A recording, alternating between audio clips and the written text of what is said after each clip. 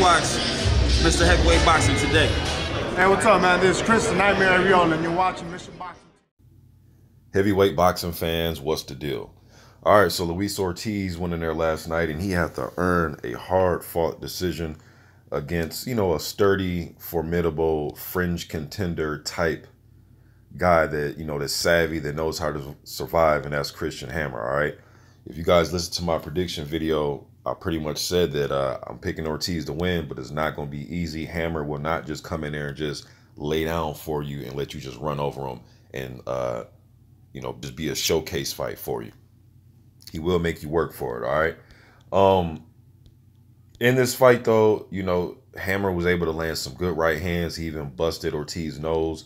I know in the second round when I was watching on Showtime, the announcers, the crew thought that Ortiz got buckled. But if you pause it at the 2-minute and 39-second mark of the round, I seen a headbutt. He kind of caught him where his head was in close on Ortiz, and that's when his leg buckled. And then Hammer was kind of, throwing a shot to the body or something like that. But that was pretty much it. What I seen was like more of a headbutt. You know what I mean? But Hammer has a good right hand. I've seen his right hand in 2016 when he beat Michael Sprott. I actually thought that Michael Sprott knockout was probably one, I had it rated as one of the top 5 knockouts in the division of 2016 that year. So, Christian Hammer's right hand is to be respected at the very least. You know what I mean? But did Ortiz look beatable? Well, yeah, everybody is beatable. You know what I mean? But yeah, there are some things there that I've seen. If a guy's able to put pressure on him, and, Ortiz will counter you with some heavy left hands, man. So you got to be careful.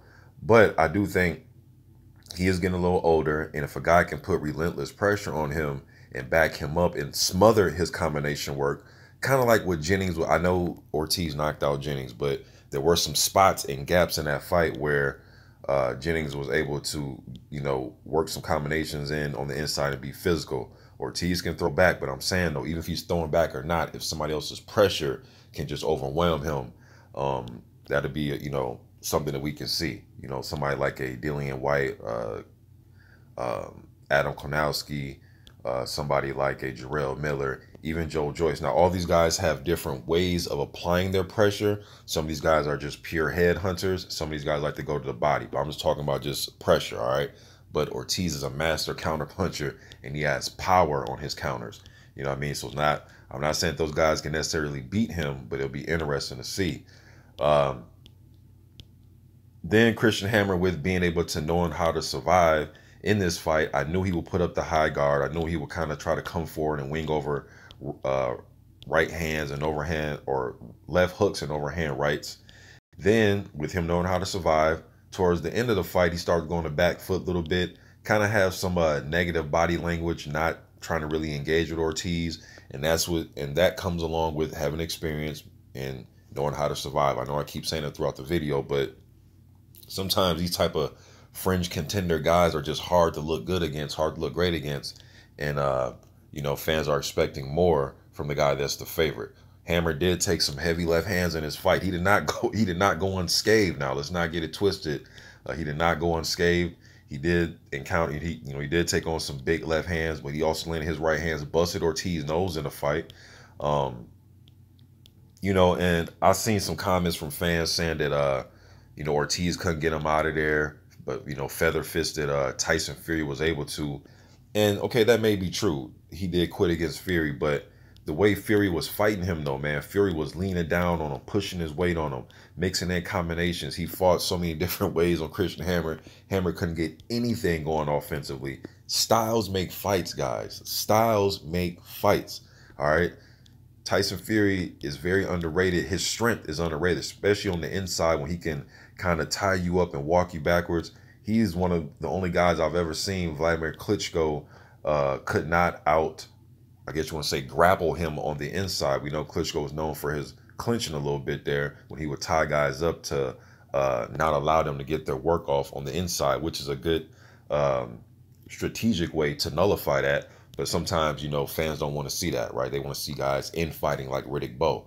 With all that said, though, it's different styles. Hammer couldn't get anything going. Fury would fight him from range. When it got close, Fury would tie him up, and then Fury had quicker hands when they were in close like that.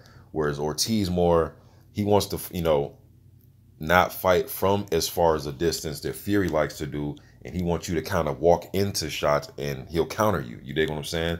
Then there's a few times where Hammer was making Luis Ortiz be the aggressor in the fight, and that's when he was able to kind of unload and catch Ortiz with right hands. You know what I mean? So styles make fights. He went in there against somebody that was tough. Hey, it could be a lot worse. He could have lost, right? You know what I mean? Ortiz could have lost the fight, right? But hey, like I always say, man, do what you got to do to win today, and let's worry about looking great tomorrow. You know what I mean? So did what he had to do. Yes, there are some things there that would have a lot of fighters lead to believe that they can go in there and beat him right now. He got his nose busted. He got backed up with some right hands and spots in the fight. You know, and hey, man, he can get hurt too. You know what I mean? But definitely want to see Luis Ortiz in there with anybody. Any name you think of, man. Brazil, Dillian White. Would like to see the Dillian White fight. I think that'd be a good fight right there. Dillian White versus Luis Ortiz. Yeah, man. So it was good seeing Ortiz fight last night. You know, Christian Hammer, like I said, you know, and that's one thing about Christian Hammer. He came into this fight with his confidence going, man. He actually beat Michelle Wallace, who was he was an undefeated German prospect till he lost to Christian Hammer. And what did they do? They brought Hammer in there as the opponent. They're trying to build up Michelle Wallace. I think he's like 19-0, or he was 19-0 or 18-0. Build him up as one of the, you know, top German prospects with Ajak Caballel and so on and so forth. And he went in there and Hammer stopped him. You dig what I'm saying? They brought him in for an opponent for Price, as David Price was trying to rebuild, right? Price hurt him, put him down. Hammer got up and stopped him, all right? And that's another thing. Hammer went 12 rounds with Povetkin. So some of you guys are playing the triangle theory, man, where all the feather-fisted Tyson Fury couldn't stop him, or stopped him, I'm sorry. Marius Wack stopped him. Wack is kind of like Fury, meaning he's, you know, big, tall, weighs a lot, or a lot more than Wack, or a lot more than Hammer, rather. Rangy type of heavyweight. Wack was able to get a big right hand in there. He put Hammer to sleep. Styles make fights, you know what I mean? So, yeah, then Povetkin fought Hammer, and he couldn't knock him out. And in my opinion, Povetkin seems as if he's a lot harder puncher than Tyson Fury, and he couldn't knock Christian Hammer out as well. All right, so King Kong's not the only person that couldn't get him out of there. That to a lot of fans we think punches very hard, like Povetkin. You dig what I'm saying? So, hey, man, good work. Sometimes guys just give you good work, man. You got to deal with it. All right, so he got some good work in.